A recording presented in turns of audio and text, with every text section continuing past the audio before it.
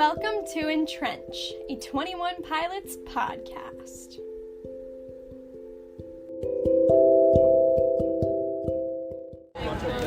What is your name? My name's Mikkel Geis. And what is your favorite song and why? My favorite song is Doubt, because when I was in high school is when I found the band, and I was going through a lot of anxiety and depression and a lot of self-harm and suicidal ideation, and Doubt really helped me to figure out what those emotions were, because nobody else in my life really understood them or was able to help me with them.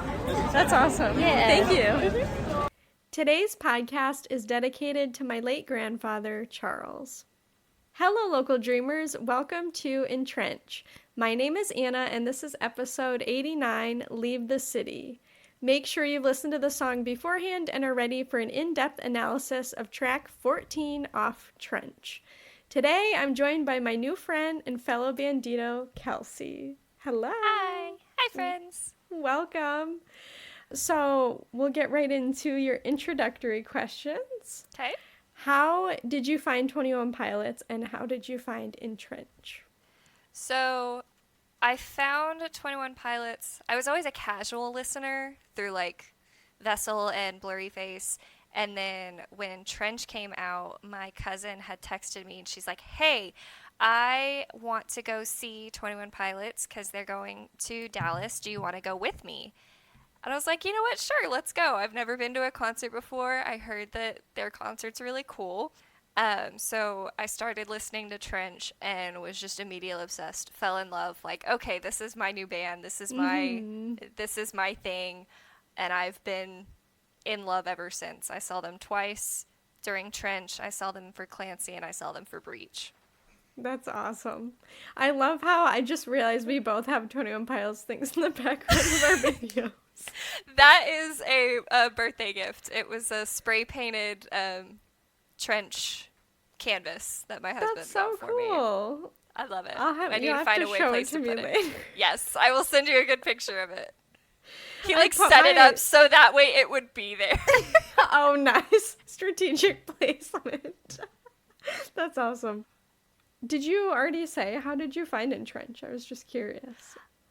I honestly don't remember. Okay. That's okay. I remember, I think you had posted something and in one of the many Facebook pages. Mm-hmm. And I was like, oh, this sounds really cool. And I'm not much of a podcast person, so I listen occasionally, so I'm very far behind. That's okay. But I remember you were like, if anybody wants to do, certain songs, just send me a message. I was like, I have to do Leave the City. That is my thing. And then you messaged me, and I was like, yes, I still get to do this. Yeah, because I'm, never on Facebook anymore, so I'm glad I found you. Yay. Thank you for joining. Thank you for being so eager after so many years. Hey, that's totally fine. What is your favorite album, if you had to pick? Trench is definitely favorite. Self-titled is very close second. Nice. I feel like self-titled does not get enough recognition. Self-titled gets slept on. So if you want to talk about it some more, feel free. I love self-titled. I feel because I know that was, I'm pretty sure that was after, no pun intended. Mm-hmm. And so it was, when they were really starting to find their sound. And there's just so many different sounds in that album that you never know what you're going to hear depending on the song. Yeah. But I don't know. There's things about that album that I'm like, ooh, this helps my soul, but also hurts my soul, and I love it. Yeah. I've discovered it's my favorite to listen to on a rainy day. Yes, it is a good rainy day album. Mm-hmm. Any other thoughts on Trench as an album? It's one that I feel like it goes through all areas of life, basically. Mm-hmm. And so it's good to listen to no matter what you're dealing with.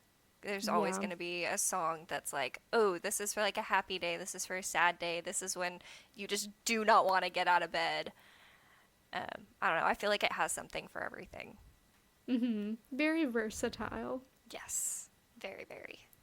What is your favorite song or multiple favorite songs? It's I guess I have one for each album. I have a top favorite. Oh, nice. So Leave the City is by far Yes. my favorite song. For self-titled, I would go with Friend Please. Vessel is going to be Fake You Out. Blurry Face. Blurry Face, I go between Doubt and Goner. Okay. Those two I haven't been able to figure out. Let's see, I'm Clancy. sensing a theme. Really? You good? Yeah, I'm good, I promise. Oh, Regional at Best is Glowing Eyes. I love Regional at Best. Yes. Yes. This is great. Let's see. I always just think of animals now. Like, their eyes glow in the dark. That's true. That's true. Scaled and Icy, I go back and forth between Redecorate and No Chances. I just really like how those songs sound. Clancy is Routines in the Night, and Breach is Downstairs. Nice. Yeah, Downstairs is so good.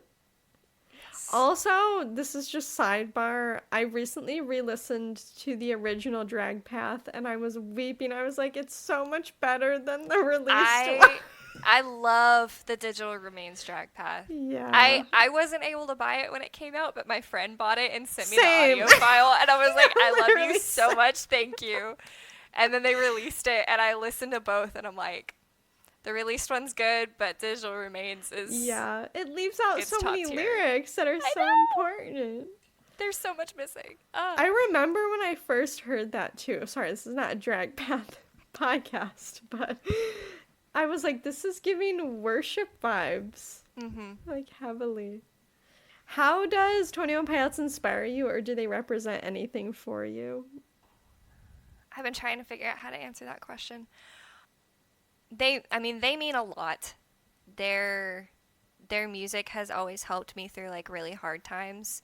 Like, when Trench came out, I wasn't in the best mental state at that time, and I'm pretty sure I listened to Leave the City on repeat for, like, 2 weeks straight. And I was like, this is the only thing getting me through. Like, there's so many times that I'm in a mood, and I'm like, okay, this song is how I feel. Like, this is how I can help people understand how I'm feeling. Just listen to this song and you will understand my mindset. Yeah, that's how I am with music too.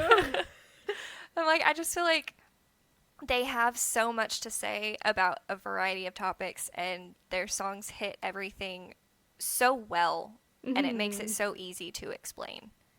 Yeah, the language is so precise. It really is. That's why you can be like, yeah, listen to this, and that's how like, I feel. there's no, like, sugarcoating it. There's no alluding to things. It's no, this is how it is. This is the emotion. This is this is what it is. I'm curious how long Tyler sits with lyrics until he's like, yeah, they're done now. Yeah. I question that a lot. I'm like, okay, how long did it get you? Like, did it or take does for he you have to like get a there? verse where he like changes the words around a billion different times? I know. I remember reading some of the lyric sheets at the little walkthrough, and like he would like cross some stuff out. Yeah. Do you have any favorite 21 Pilots related memories? One of them would definitely have to be my first concert, because that was 2018. That's the first concert I had ever been to. Oh, So, nice. That's such a good first concert. Concerts are kind of ruined for me because I compare everything to that. It's a very high bar. You can yes. only go down. Very much, especially because when Tyler popped up, he was like so close to us, like almost in our section. I'm like, he's right there. What? He's right there. How is this happening? But then I've made some really good friends through 21 Pilots. When I went to the Clancy tour, I was in a group chat for the people going to the Dallas concert, and I found a guy that was staying at the same hotel we were at. And we were going to the Friday show. He was going to Saturday show, but we still got to meet up and hang out. That's so fun. He came to our wedding in August, and then we all got a place for the Breach concert in October. So we all went to go see it together, and I was like, "This is the best. Amazing. This is what we need." Yes, love 21 Pilots friends. That's so cool, and that's cool. You got to share in a huge moment in your personal life too. It was like, we've known this guy a year, and he was able to come to our wedding, and it was amazing. Oh, I love that. So, moving into Leave the City for today, I'm just going to give the background. That's not actually the background, but as you know, my podcast is called EnTrench. So, Yes. that's where this song is where the name comes from. But I knew Tyler loved a double meaning. So, it's a double Yes. meaning that we live entrenched, but also Christianity is entrenched in the music. And I just noted, I feel like this is my like takeaway of the whole song, but it's a reminder that not only that part of the song, but that we're never alone with our brothers and sisters in Christ because we share in the same spirit and we're loved by the same God. And I feel like this song reminds me of that. Yes, I agree with that. And then also our listener and friend, Shiwarno, gave some reflections on the song as well. So I wanted to share those. She said, I'm still loving the podcast and I always enjoy the perspectives that are brought to each song. Leave the City is a very important song to me, and there's a verse that I've always associated with the song. It's Hebrews 13:14, which says, For here we have no lasting city, but we are looking for the city that is to come. I interpret it as this earthly world as the not lasting city, and the city to come is eternity with our Father. So all the hardships we experience and face here on earth are nothing compared to the greatness we will experience when our life on earth is finished. This verse accompanied with the song has always encouraged me and given me peace that this earthly life is temporary and our permanent home is the city we'll live in with our Lord and Savior. I thought I that like was that a lot. really encouraging. Yeah. That's really good. Yeah, so digging into the song itself, did you have any thoughts on like the music as a whole? I always like to go through like Oh, so many. Yeah. I grew up band choir, so like nice. music is like ingrained in my soul. I don't know. It's very comforting music. Yeah. Like I think that's one reason I listened to it so much on repeat and why it's my favorite is it's so calming to me to listen to. Like even if I'm just like not even paying attention to the words, if I'm just listening to the underlying music, like it calms me down so easily. Yeah, for sure. I just had some like specific notes with different parts of the song. The heaviness of the piano at the beginning reminded me a little bit of Neon Gravestones, like similar vibes of like you're starting off in like a very low place.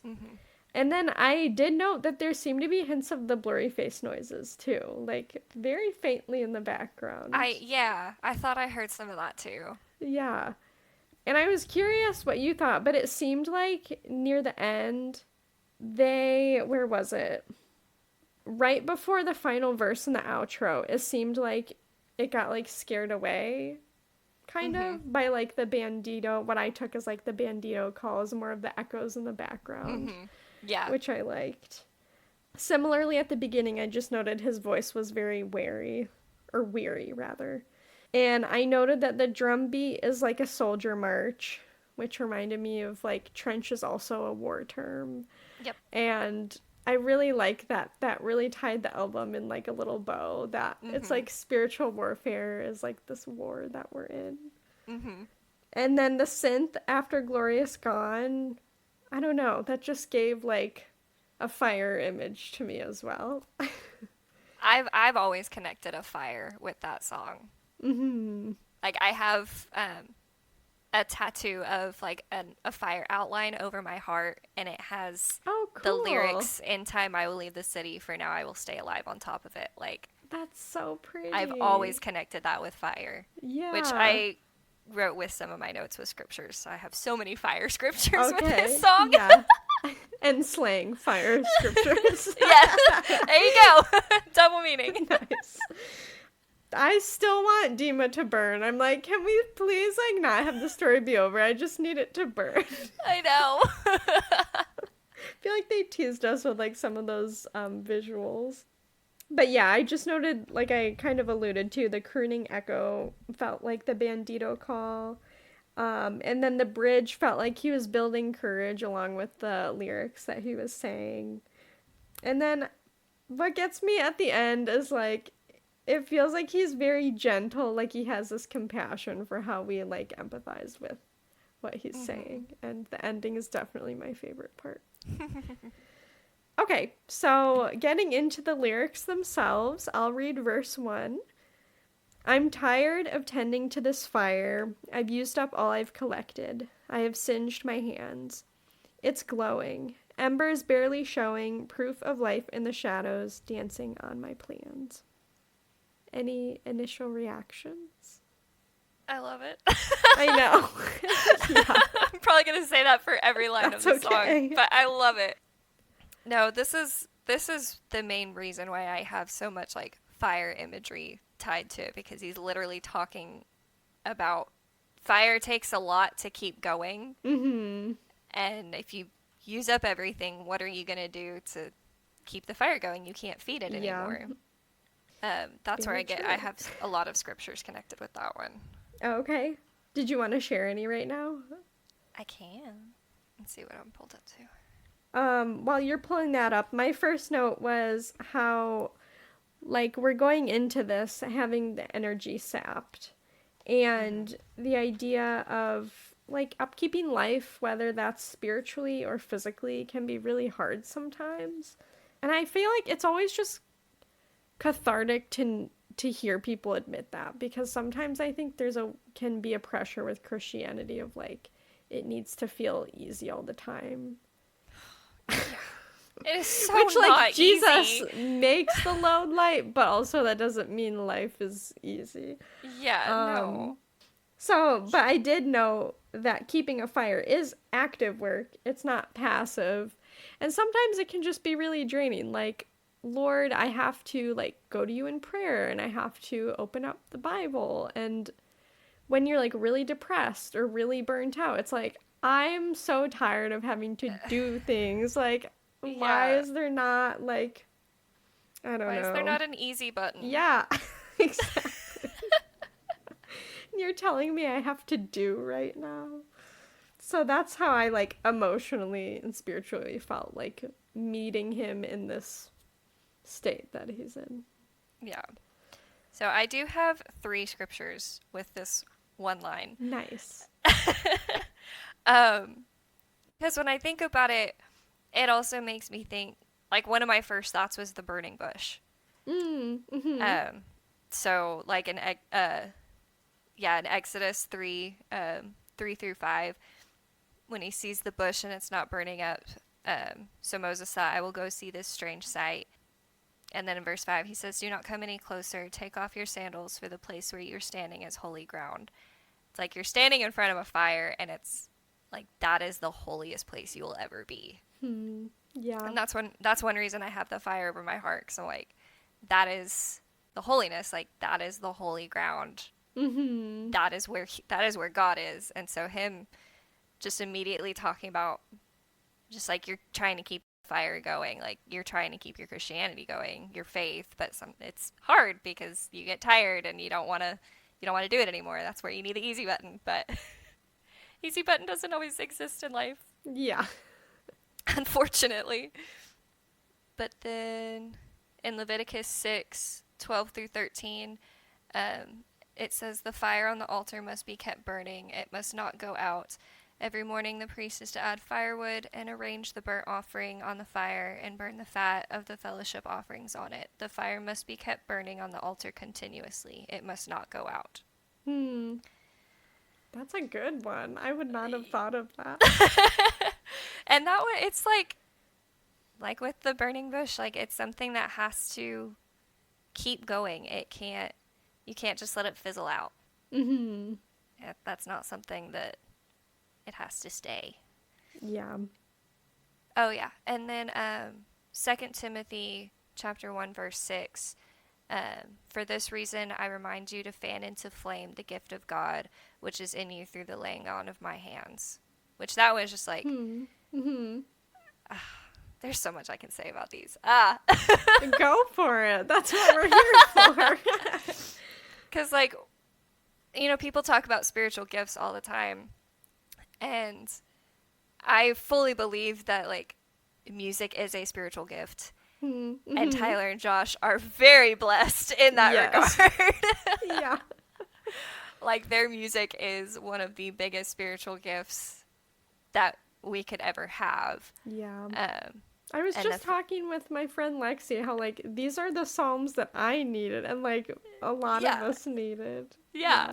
And so it's like, this is how they can gift everybody through with their spiritual gifts, and hopefully it blesses the people listening Mm-hmm. and helps them through it. And so, like, that's like they're keeping their fire going, and it's helping keep ours. Yeah.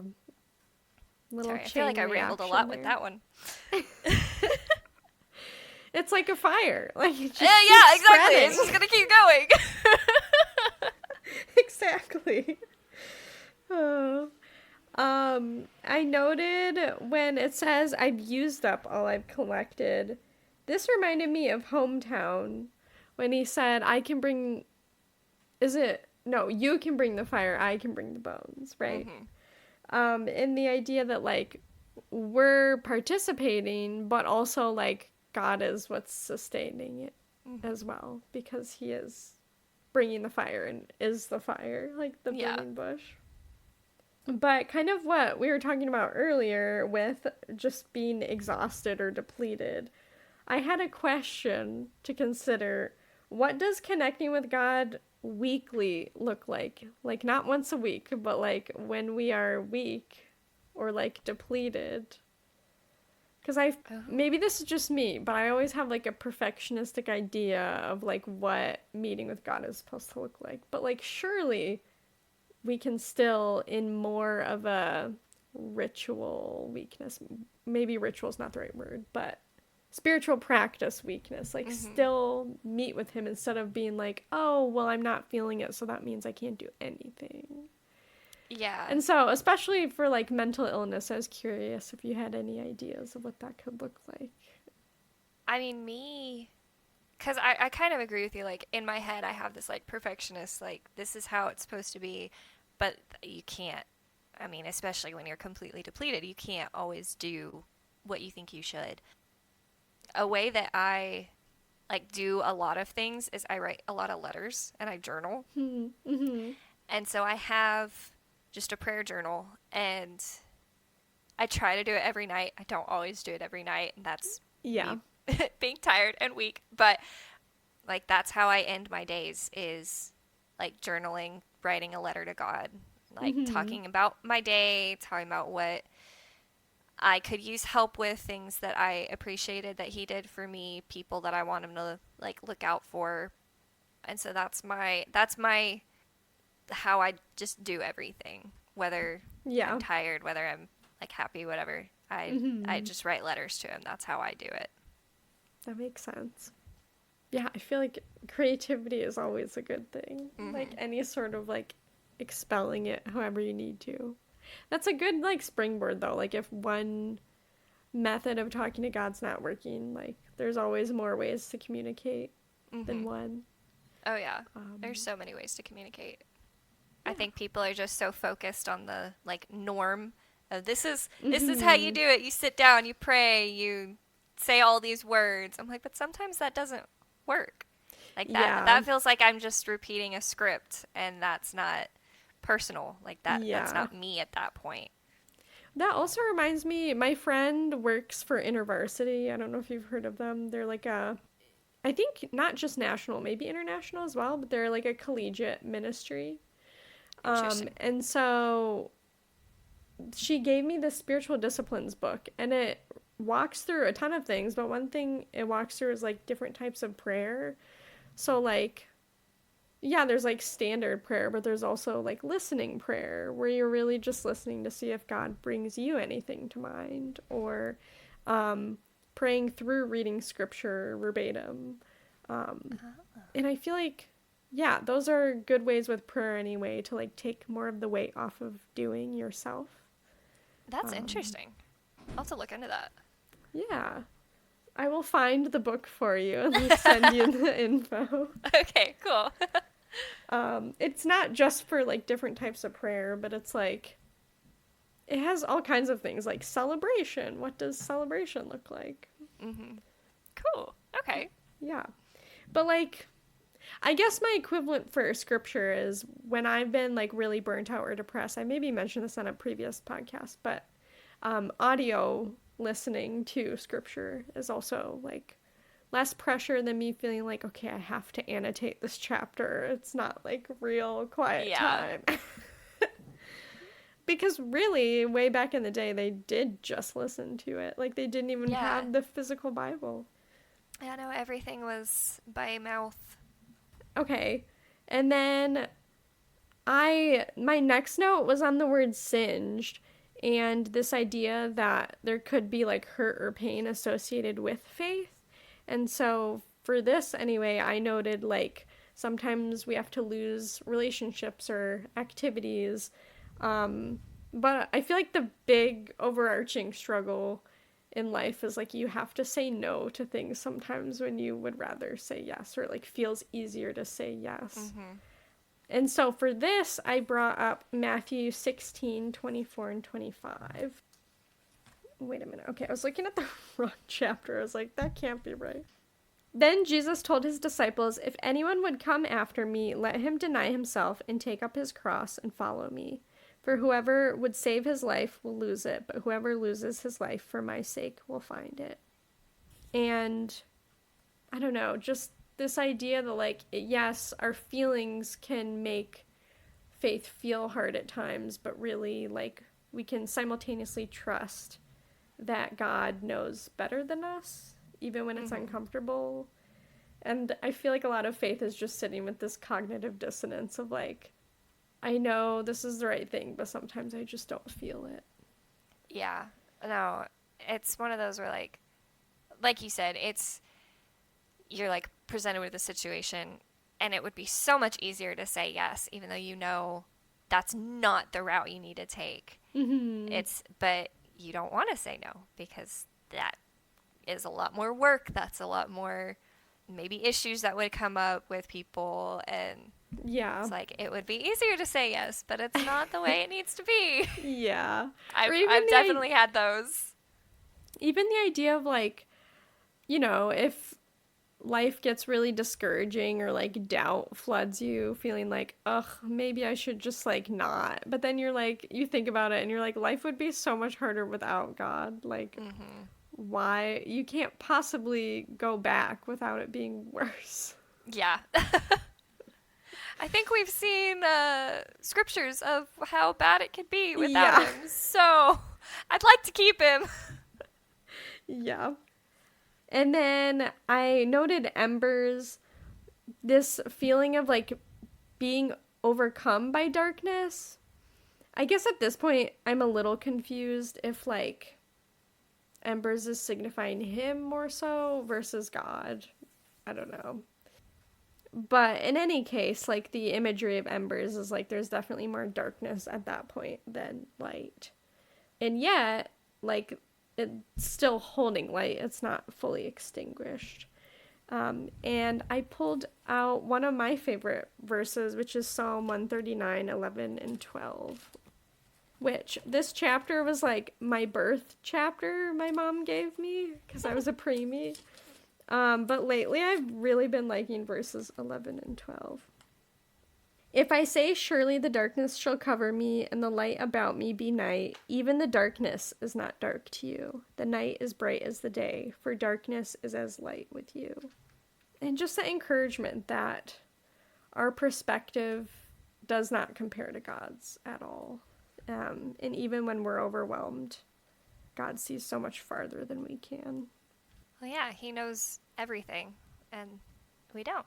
Mm-hmm. Sorry. Sometimes we want to know everything. I would love to see his plan sometimes. I have asked him several times to just show me what he wants, but I'm always curious, like, when someone passes, like, do they suddenly get to know everything about, like, everyone's lives? that'd be nice to know. It's like the concept of time is just so weird to us. Like, I have no idea how that works. Yeah, I guess we'll just have to find out when we get there, but who knows when we get there. I don't know. Yeah. Fair. And then I don't know exactly, like, linguistically what he was referring to as dancing on his plans, but I did just note that flames of fire dance in the darkness, and I connected that to how God's power is strong because of, not strong because of the darkness, but, like, darkness just further proves God's light. Yeah. Because there's always, like, you know, people always talk about how bad the darkness can be. But if there's just, like, one little flicker of light, darkness is gone. Like, no darkness is strong enough to cover up any light. Yeah. Well, even thinking about your life, like, when have you actually been in genuine darkness? Exactly. Yeah. Like, I think maybe I have once. It was it was underground. Oh. So that would probably do it. We went to this gypsum mine when I was in college, and which is wild because like a year or two later it closed down. We're like, was it unsafe? But we like went down, and for some reason, I don't even remember why, but for some reason our professor wanted everyone to turn their lights off for like a minute. It's kind of terrifying. I would be very scared. No, thank you. Yeah. I feel like I was okay because it wasn't like we were silent, but yeah. I think that's the time of my life I've never seen light. I don't know. But, I mean, the Holy Spirit was there, so it wasn't Yeah. dark. That's fair. You got a point. But yeah, even like nighttime, most people like live near places where there's still like streetlights or something, or just the moon. Yeah, exactly. Like, even if there are no streetlights, because there's a cabin that we've been to up in Ruidoso in the mountains in New Mexico. Oh, nice. And there's no streetlights whatsoever around this cabin. And if you turn off all the lights, it's dark, but you still have the moon and the stars, so it's not completely dark. Yeah. Okay. Did you have any other thoughts on verse 1? No, I think that was really all I had on that one. Okay. I feel like that was a lot for the first one, but Yeah. there's so much in that first verse anyway. Mm-hmm. And we're not even done with the fire imagery. I know! So we have more coming. Okay, so then the chorus is pretty straightforward, but it says, they know that it's almost over. This has so many layers. I know! It's an onion. Just like Shrek. But, I mean, obviously, you know, like, if you're a fan, like, the album's literally about to end because it's the last song. And I feel like for the tour, it was, like, near the end of the concert, too. I think when they played this song, it was towards the end of the concert. Mm-hmm.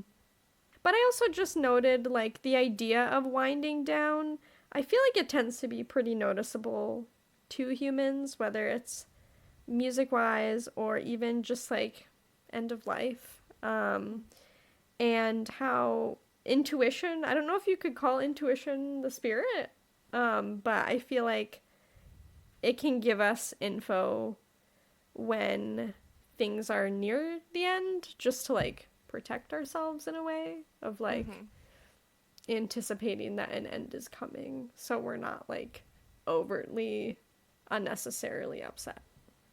Yeah, I understand that. I know it's a pretty straightforward chorus, but if you have other thoughts, let me know. No, I mean, I always like that he's talking about, like, they know, and it's like, okay, who's they? Like, is it us?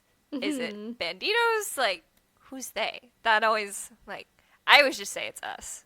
Yeah. That's just where my mind goes, like. I feel like it could be one of those songs where, like, his perspective is changing per stanza, maybe.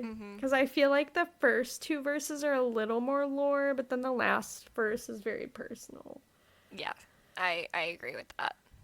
But that is cool to think that, like, it could be us, because then it's, like, we're, like, the, like, anchoring point throughout the song. Mm-hmm. So then in verse 2, he says, the burning is so low, it's concerning, because they know that when it goes out, it's a glorious gone. It's only time before they show me why no one ever comes back with details from beyond.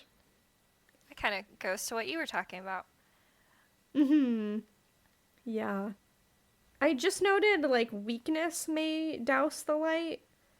I don't know if, like, in this case, if he's more so alluding to depression and how he's feeling like this is concerning that, I don't know, the motivation is very low at this point.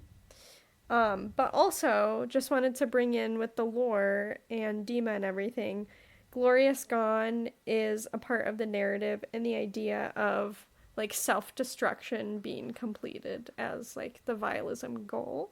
Mm-hmm. And so, in this case, if we're considering this, I feel like he's giving in to the propaganda of what's been fed to him of, like it's okay that you've lost energy. Yeah. Yeah, that's where I feel like that's where the tiredness comes in. Like, you are exhausted. You're tired of trying to keep everything up. And you're like, okay, well, this is what everyone else is doing. I guess this is what I need to be doing. Mm-hmm. Because you don't have the energy to fight it at that point. Yeah. That's a good point. Like, spiritually, if your defenses are down, yeah. Your like, okay, weakness will be taken advantage of. Yeah, I'll just follow the crowd. I'll just do what everybody else is doing. Because that's the easy way. Yeah. My thought on the second half about why no one ever comes back with details from beyond, in terms of the lore, I was thinking how Trench is more, like, free than Dima. And so the bishops don't want the citizens knowing that it's better than Dima. Or, like, they could have more hope, or they could have more belonging with the other banditos. That leads them away from what they want. And I pulled in James 2:19 here. You believe that God is one, you do well. I guess I don't know the context of that part. But the part I was connecting in verse 19 was even the demons believe and shudder. Mm-hmm. And how, yeah, there's spiritual intimidation when they know something's real. Or that it implies, like, evil's failure, evil's demise. And I feel like that's true of life, too. Like, death is actually the doorway. My sister-in-law recently said that, which was cool. And then if I could just, like, personally bring in, too, I was talking to Kelsey about this earlier, and, well, you already heard the dedication of this podcast, but my grandpa recently passed, and I feel like it does give a good juxtaposition in this song of, like, and the album as a whole, how you're fighting through depression or suicidal ideation, or mental illness in general, and trying to find hope for life.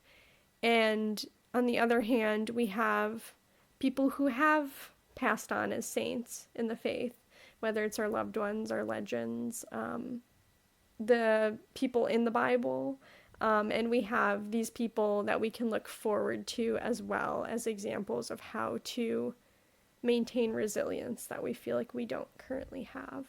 So I was thinking of that a lot with my grandpa, and even just the theme of, like, the military vibes to, like, Trench and the album as a whole. I feel like that also pays homage to just the concepts of memorial, and we do that a lot with veterans as, like, a good example. And yeah, my grandpa was also a veteran, so yeah. You got a lot on this one. Yeah. But it was powerful, though, to, like, soak it in at this time, because it brought a new angle to the song I hadn't really thought as much about. Yeah. I don't know if you had any other thoughts about, like, those themes as a whole, or... No, I didn't really have much for that one. Okay. And then, where are we? So then we get to the bridge.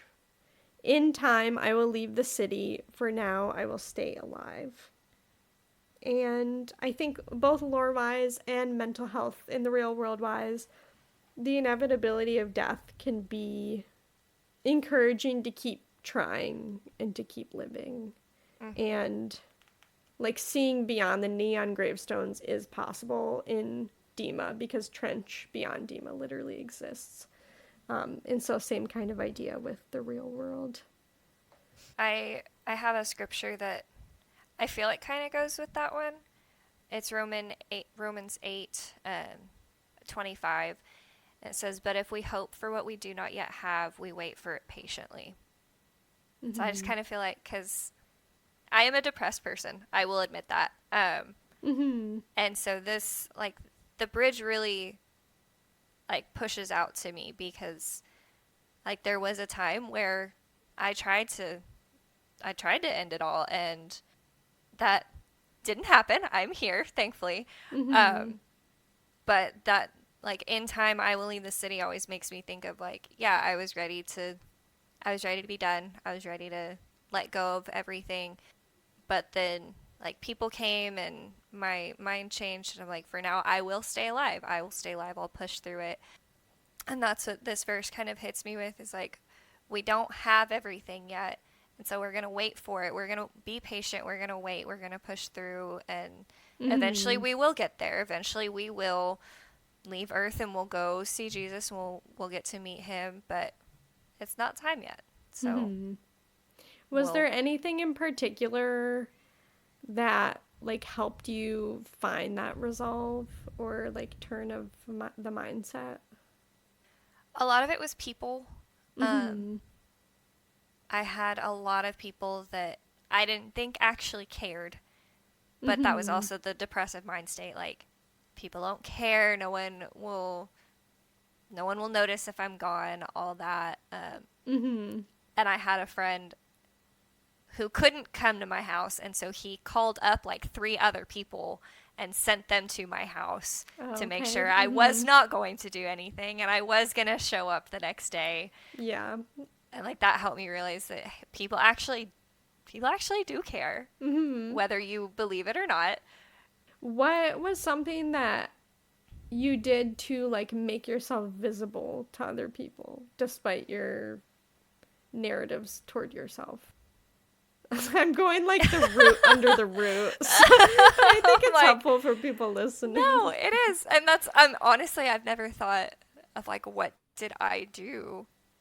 I don't know. I guess I was still in regular contact with a couple people despite what you were going through? Yeah, I always had my best friend. We met in kindergarten, so we're going on friendship 20 years at this point. That's awesome. So I knew I always had her. She was there for me no matter what.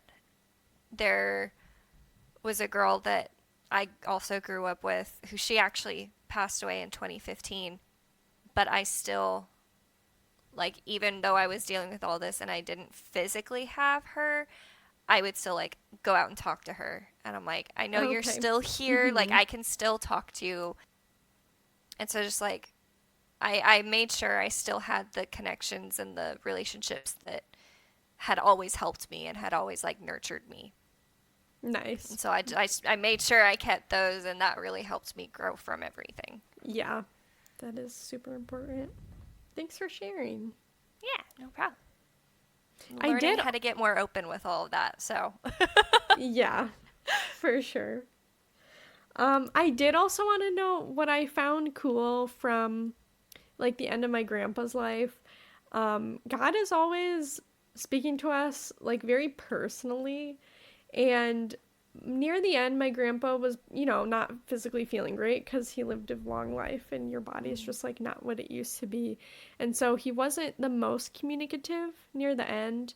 And so I didn't always know, like, what his spiritual routines were like.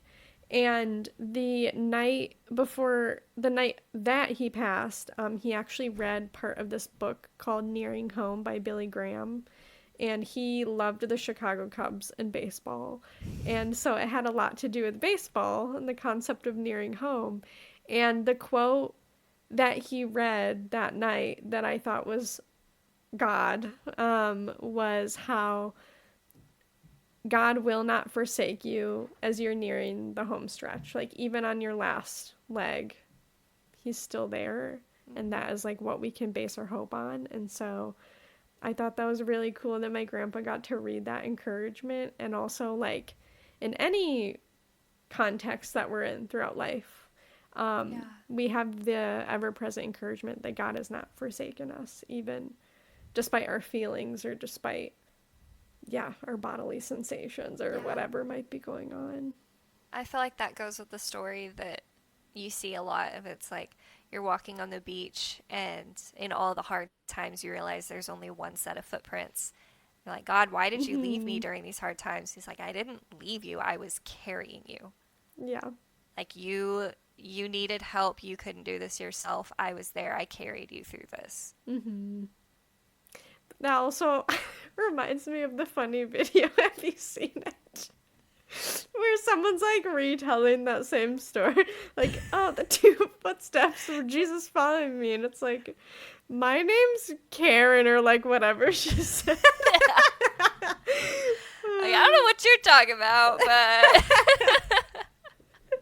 It was so funny. So you're saying that, I'm, like, trying really hard not to laugh because that's the first thing that comes to mind. You need the laughter. You need that. Yeah. That's funny. And then I just noted as a whole with the bridge, focusing on life and what to do with it, setting sights on Jesus, similar to Hebrews 12, and other saints, like I said earlier, who persevered. And if they can do it, why can't I also do it? And then verse 3 says, last year I needed change of pace, couldn't take the pace of change, moving hastily. But this year, though I'm far from home, EnTrench, I'm not alone. These faces facing me, they know what I mean. It's my favorite. And that's where I feel like he's talking to us. Mm-hmm. And, like, that's where I see, like, most at the concerts, like, because I know Tyler has talked about how he never thought that, you know, this kid writing all of these songs in his basement was ever going to be selling out stadiums, and people were going to take his words to heart, and, like, his words were going to help people through, like, really difficult times in their life. Mm-hmm. And that's where I feel like this, like, that line is, like, he's talking to us because he's looking at us at those concerts, and he's like, they know what I mean. They understand. They're going through it too. Yeah. Which is also a great reminder because, like, depression especially can really, like, limit your view.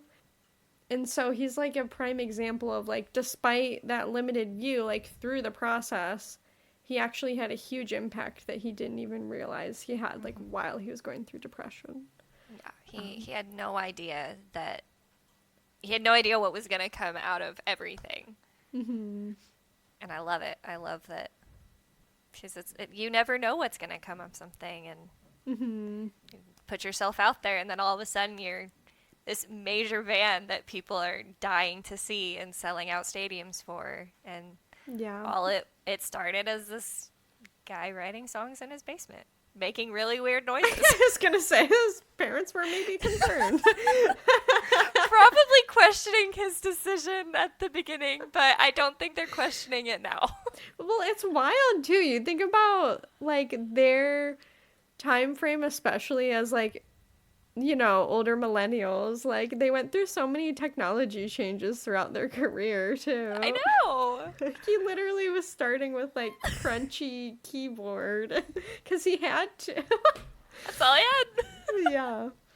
Artists today will never understand the pain of going through the technology changes.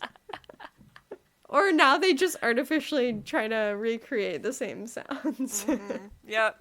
They don't get it. But I did also just, like, walk through with my notes of, like, what Tyler was also literally experiencing at the time that he was writing this. And how, like, a big reason they went on a hiatus in, what was the exact time frame? Was it 2017 only, or was it also 2016? Either way, it was at least a year. Yeah.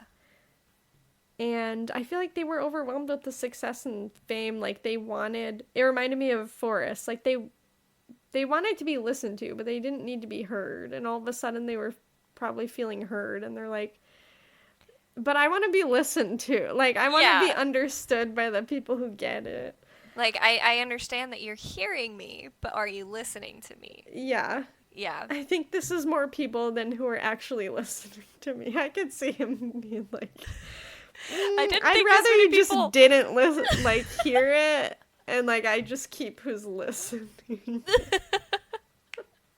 And I also just noted, like, when you get so successful, too, there's, like, a weird pressure to produce content as well, when really I feel like, especially for them, music was more of, like, a processing tool or even, like, a survival kit. Mm-hmm. And you can't just come in and, like, force that to happen when it's very, like, life-based.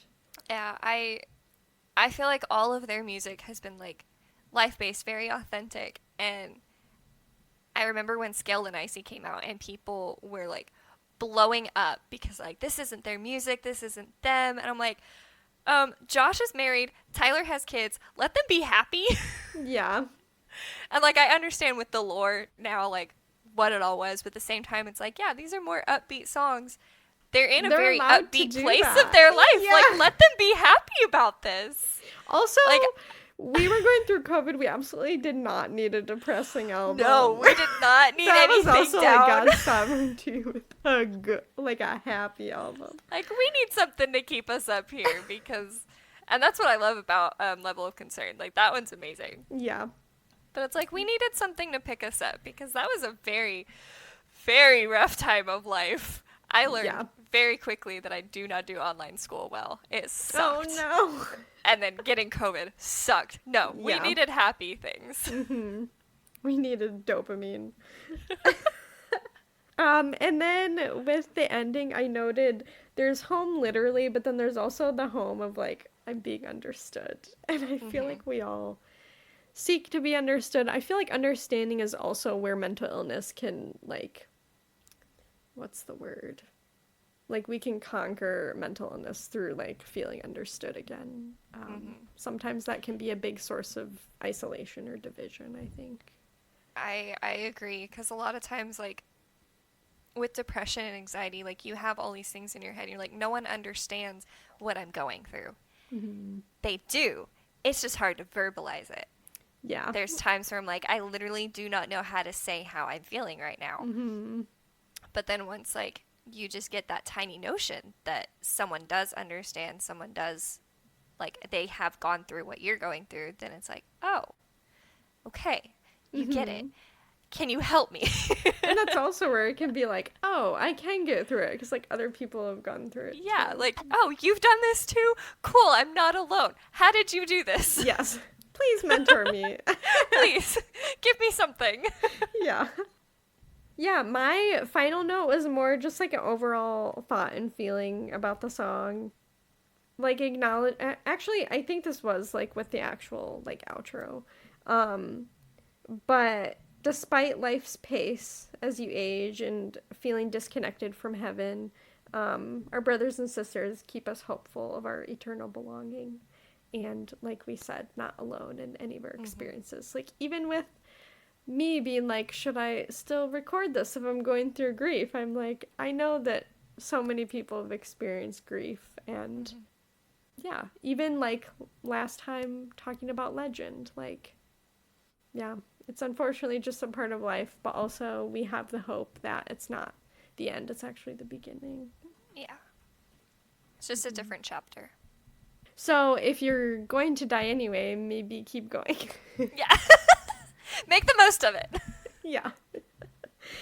Did you have any other thoughts at the end of this, or the song as a whole, or anything else we haven't covered about what this song means to you? Because I know it's your favorite. I don't know. There's just...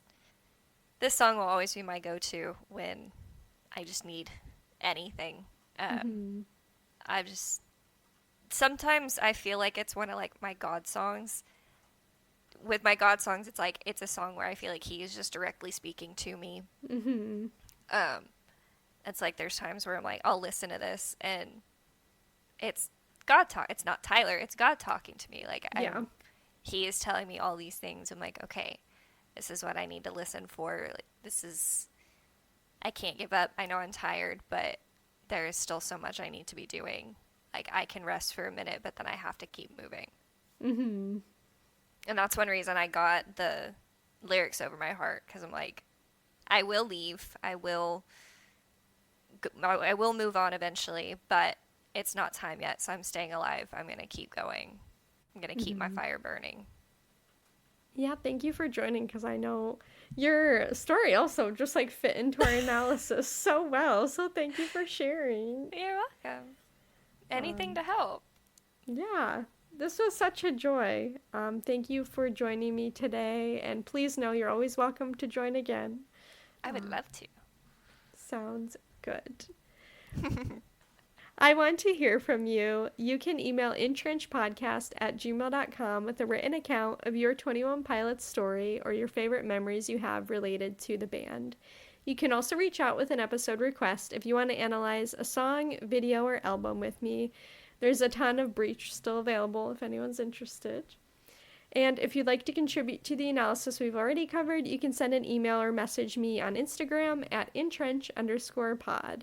You can find EnTrench on Podbean, Verbal, Spotify, Apple Music, and Amazon Music.